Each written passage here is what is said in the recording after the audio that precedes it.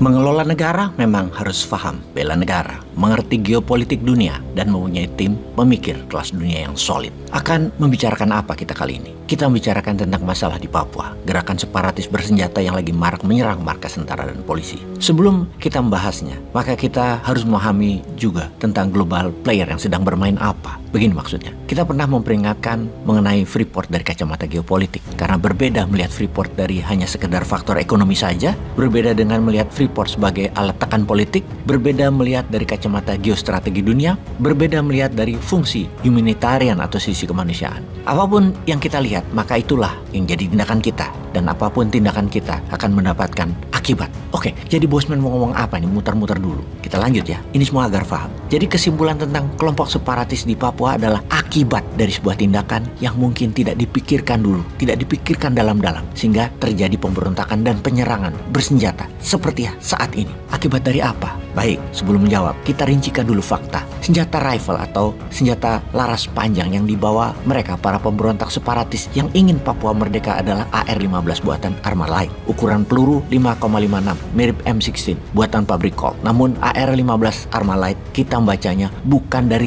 jenis senjatanya, namun manufakturnya dan penjualannya yang bermarkas di Phoenix, Arizona adalah data kunci menganalisanya. Senjata apapun jenisnya, mau pistol P1-nya pindad ataupun rifle senjata laras panjang, tidak sembarangan bisa ditembakkan. Perlu latihan, perlu pembiasaan, ada tendangan atau after effect hentakan yang disebabkan semakin besar kaliber atau peluru, semakin besar hentakannya. Fakta berikutnya, mereka sangat mahir menggunakannya. Artinya mereka ada yang mengajari, ada pelatihan, dan semua itu tidak murah, juga tidak cepat. Lama pembiasaan itu. Di dalam sebuah penangkapan di Filipina Januari 2023 lalu oleh pemerintah Filipina yang ternyata dia adalah anggota separatis Papua. Seorang pilot, Anton Gobay, dia membeli 10 pucuk senjata AR-15 ini di Filipina. Dan fakta lain juga ada, kita ketahui senjata lain yang masuk dari perbatasan Papua New Guinea. Dari asalnya, Kepulauan Bougainville. Ada pangkalan militer Amerika di Bougainville dan ada pangkalan militer Amerika besar-besaran di Filipina. Apakah itu kebetulan? Kita ke Freeport sekarang, yang sahamnya dimiliki McMoran, yang markasnya di Arizona. Dan Phoenix adalah ibu kota Arizona. Dulu zaman Freeport aktif, yang mengawal Freeport adalah Senator Arizona John McCain, war hero-nya Amerika, di mana McMoran adalah salah satu perusahaan penyumbang pajak besar di Arizona yang harus dikawal khusus tentunya secara soft power, secara politik, dan hard power, secara militer. AR-15 di Phoenix, McMoran pemegang saham Freeport juga di Phoenix. Ada kesamaan. Secara bisnis dengan Indonesia memang Freeport ada kontrak yang memayunginya selama 40 tahun. Dari 1967 ke 2017 yang bisa ditambah 20 tahun ke 2037. Di mana secara pembukuan emas hasil olahan tembaganya Freeport dihasilkan di Okinawa dan Rio Tinto Spanyol sudah dicatat di Kementerian Keuangan Amerika hingga 2037. Ketika ada gerakan mengambil alih pabrik tembaga Freeport dan mengolahnya akan di Indonesia, maka ada ketidakseimbangan dalam neraca cadangan emas Amerika. Pastinya yang ini sangat tidak disukai Amerika. Ini menantang hegemoni Amerika. Analisa itu pernah kita ungkap berkali-kali, di mana kita Indonesia bisa menghadapi dua hal. Terorisme berbasis agama yang memang tombolnya di CIA dan kelompok separatis bersenjata yang juga tombolnya ada di Amerika. Pastinya Amerika tidak akan konyol terang-terangan pakai tentaranya atau operasi intelijennya secara resmi. Kita tahu Wagnernya Putin yang bermarkas di Argentina, yang beroperasi di Afrika dan sekarang memiliki 50.000 tentara di Ukraina. Rusia itu berperang di Ukraina tidak pakai tentara warga Rusia. Terbanyak adalah tentara bayaran melalui Wagner Group.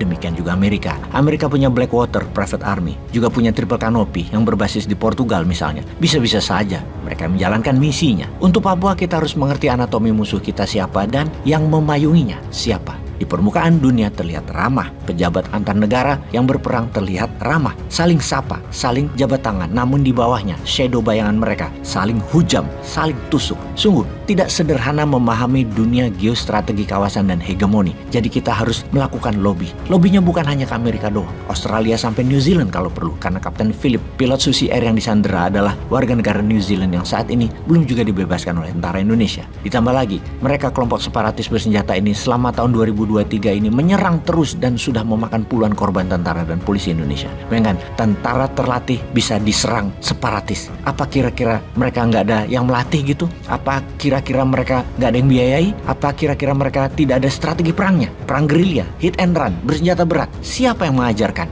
Mengambil Freeport, kalau dilihat secara ekonomi terlihat benar, namun membelinya pakai hutang, menggunakan cara hostile menekan kasar, mengalihkan dari Okinawa dan Rio Tinto, membuat panas hegemoni. Kita harus kuat menanggung akibatnya. Hegemoni memang kita harus lawan agar kita berdaulat, namun ada cara elegan yang lebih diplomatis. Kita mendapatkan hak atas aset tersebut 100% bahkan, dan Amerika tetap senang sehingga Papua tidak lepas. Hal ini adalah cara elegan yang saat ini pejabatnya belum pernah melakukan. Hanya langkah pragmatisme sederhana dibungkus narasi buzzer rupiah yang sekarang berakibat tumpah darah berkepanjangan. Tentara dan polisi jadi repot, rakyat Papua jadi gelisah. Wahai sahabat, hati-hati dengan Papua. Jangan sampai anak cucu kita nanti nyanyi lagu wajib dari Medan sampai Ambon berjajar pulau-pulau karena Sabangnya lepas, Merauke-nya lepas.